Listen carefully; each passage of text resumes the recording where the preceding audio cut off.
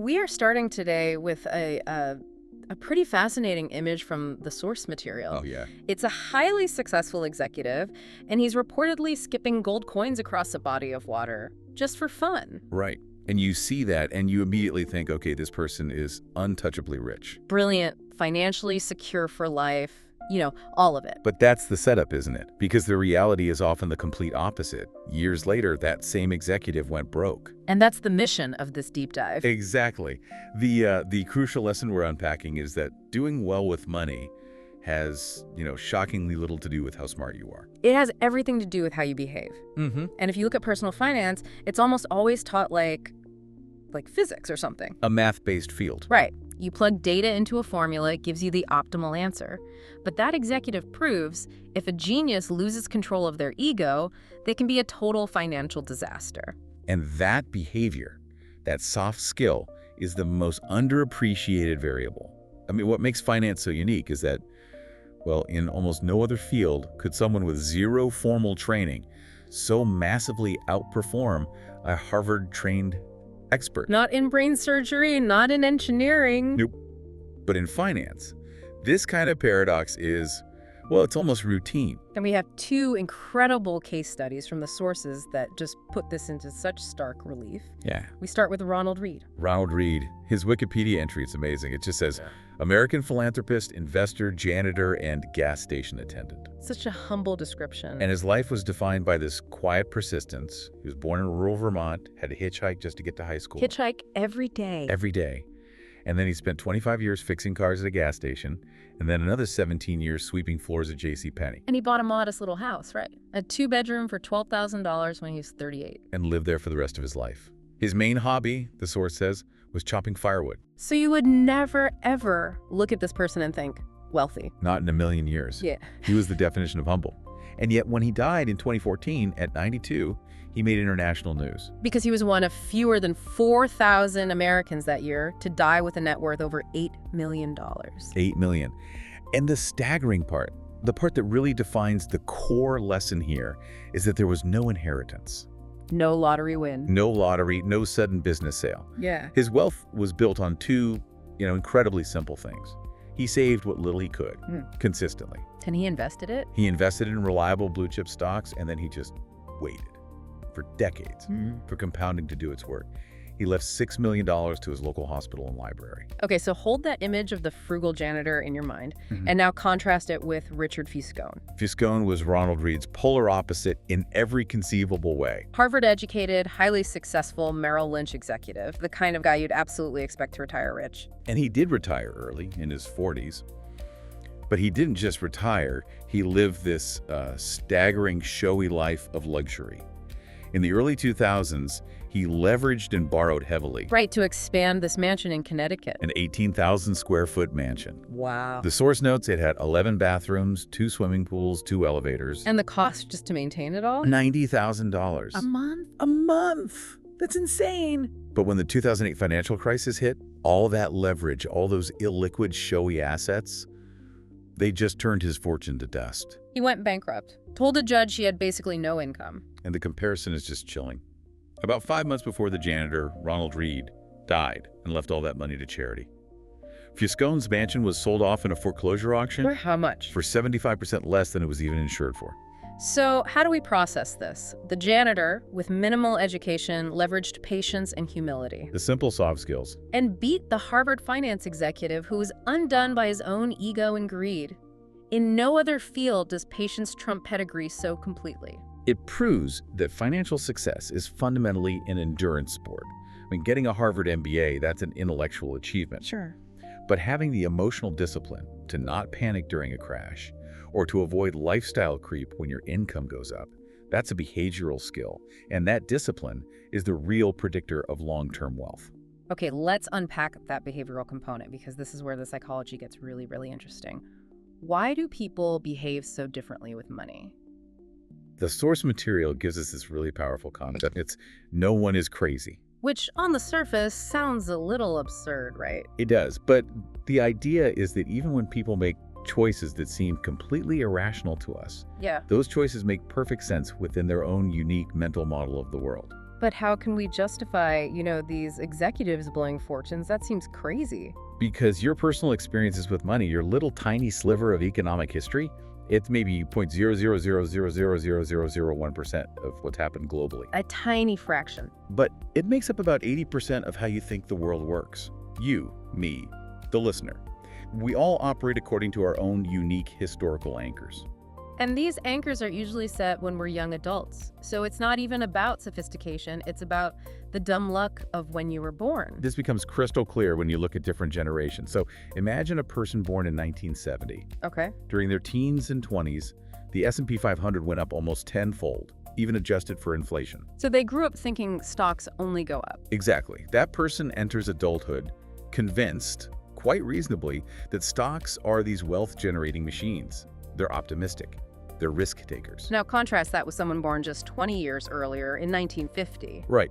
During their crucial teens and 20s, the market went literally nowhere, adjusted for inflation. Zero growth. So that person develops this deep, lasting skepticism. A skepticism about equities. They see the stock market as a rigged casino, and it doesn't matter what intellectual data you show them later on. It's the same with inflation, isn't it? Absolutely. If you were born in the 1960s, you remember gas lines. Prices went up more than threefold in your formative years. Whereas if you were born in 1990, inflation has been minimal for your entire life. So you can't possibly expect these two groups to react the same way to news about rising prices. They're not crazy, they're just interpreting the present through a radically different past. this anchoring idea even helps us understand some seemingly extreme behaviors, like low-income groups buying lottery tickets. Right. We see these reports. They spend around $400 a year on tickets, while at the same time, 40% of Americans can't come up with $400 in an emergency. So to a lot of people, that looks utterly irrational. It is irrational mathematically. Mm-hmm. But if you look at the human reality of it, it starts to look, well, reasonable. How so? If you're stuck in a low-income situation, saving can feel futile. The prospects for a sudden, massive increase in your wages are basically non-existent. Now, the $400 isn't an investment in a statistically impossible outcome. It's a purchase of hope. It's the only time they get to tangibly hold the dream of escaping, of affording the good stuff that other people take for granted. A safe neighborhood, a good school. Or just the ability to stop worrying about bills. Yeah. It's an expensive form of hope, for sure, but it's a reasonable coping mechanism born from genuine desperation. That is a profound shift in perspective. Okay, let's pivot to the mechanism that rewards that quiet, consistent behavior of Ronald Read, compounding. We talk about it all the time, but we really struggle to grasp its immense, subtle power. Our brains just aren't wired for it. Not at all. We understand linear growth instantly. If I walk 10 steps, then another 10, I've walked 20. Simple. But compounding is so powerful, it just defies our intuition. And the ultimate proof of this is Warren Buffett. We have thousands of books dissecting his investment strategies, his philosophy. His stock picks, everything. But the source material makes a critical point. His success is less about being a good investor and far more about being a good investor for a very, very long time. The simple math is just astonishing. Of his, $84.5 billion net worth, $81.5 billion came after his 65th birthday. So the lesson isn't just that compounding works. It's that the vast majority of the magic happens in the final chapters of the story. And this reliance on longevity, it forces us to confront this critical distinction between getting rich versus staying rich. Yes. Getting rich requires risk-taking, speed, optimism, but what does staying rich require? It demands the complete opposite. It demands humility and a touch of paranoia. You have to accept that some of your success was just luck. And you need a massive room for error. Survival is the single most important financial skill. And we see the catastrophic failure of neglecting that in the story of Jesse Livermore. Arguably the greatest stock market trader of his era, he famously shorted the market during the 1929 crash. And made the equivalent of over $3 billion in a single day. He had mastered the skill of getting rich, immense intelligence, timing, all of it. But that success inflated his ego. He kept making bigger, more overconfident bets. And eventually lost everything. Tragically, he took his own life. He was a master short-term player, but he completely failed at the long-term game of just staying solvent. This brings us to a fundamental definition that changes everything. The difference between being rich and being wealthy. Most people pursue being rich. That's high current income. It's easily spotted. The expensive cars, the fancy homes. But wealth, by definition, is hidden. Wealth is income you haven't spent. It's an option you haven't taken yet. And the fastest, most certain way to have less money in the future is to spend money today just to show other people how much you have. Which leads directly to what the source calls the man in the car paradox. It's the perfect illustration of human vanity. When you see someone driving a brand new Ferrari, your brain rarely thinks, wow, the owner of that car is a cool, successful person. No, your thought is, wow, if I had that car, people would think I was cool. that is so true. You seek status through a purchase, hoping for respect, but the person watching is only thinking about their own aspirations. They completely bypass the driver. No one is as impressed with your possessions as you are, exactly. And true wealth is hidden because it provides flexibility. Right, so if the highest form of wealth is what you don't spend, Then the highest dividend that money pays is the ability to control your time. the freedom to dictate your own schedule, that ability to do what you want, when you want, with who you want, for as long as you want, that's priceless. It's the universal fuel of joy. Think about that entrepreneur in our sources who saved up $12,000 and quit his job to pursue music full-time.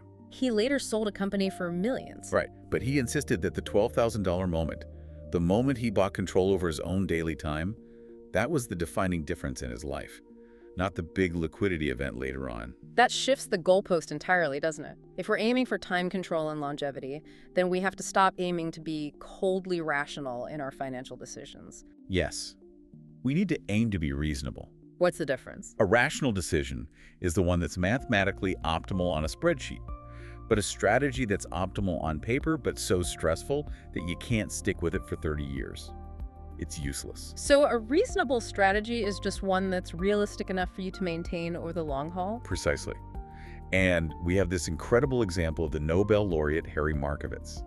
He won the prize for developing these complex models of risk and return. But when he was asked how he allocated his own personal money, He didn't follow his own complex rational model. He famously said he split his money 50-50 between bonds and equities why? to, in his words, minimize my future regret. He knew that if the market went up, he wouldn't regret not being all in stocks, and if it crashed, he wouldn't regret not being all in bonds. That desire to maximize sleeping while at night is a more effective driver than the desire to maximize returns. A much more durable one. And that reasonable approach requires building in a room for error. A massive margin of safety. You have to assume that even the best laid plans will not go according to plan. You have to plan on the plan failing. It's like the professional card counter analogy. They bet big when the odds favor them, but they never, ever bet everything. They have to have enough capital to withstand the inevitable swings of bad luck. So they can survive to play another day. They accept that a 1 in a million risk can, and sometimes will, happen next Tuesday. And avoiding that ruin is paramount. And the final piece of that is saving for the unknown. Not for a house, not for retirement, just saving. Just saving. As a hedge against life's ability to completely surprise you. It's saving for the financial equivalent of the field mice. What's the field mice story? The source notes that during the Battle of Stalingrad, German tank forces were partially disabled, not by enemy fire, but by mice eating the electrical insulation in their tanks. You can't plan for a swarm of mice. You can't, but you can build a financial buffer against the utterly unexpected. Saving without a specific goal gives you options, and options are the true hidden return on wealth. So, if we synthesize all of this, the lesson is clear. Financial success is an endurance sport. It's driven entirely by soft skills. Longevity, managing your ego, prioritizing control of your time above everything else. And you have to identify and accept the cost of admission. Right. The fee for long-term investing success isn't a dollar amount. It's the willingness to endure volatility, fear, uncertainty, and doubt. If you see a market downturn as the fee you pay for the reward, stick around. But if you see it as a fine for doing something wrong, you try to avoid it, and that's when you lose. And finally, you have to know what game you're playing. If you're a long-term passive investor, don't take your cues from people playing a short-term trading game. Being swayed by people with different goals will completely ruin your strategy. So the ultimate truth is, It's that humility, kindness, and empathy will bring you more respect than horsepower ever will. True wealth is independence, and the highest aspiration in finance. It isn't maximizing returns, it's simply maximizing your ability to sleep well at night. You should be trying to win your own game, not comparing yourself to anyone else.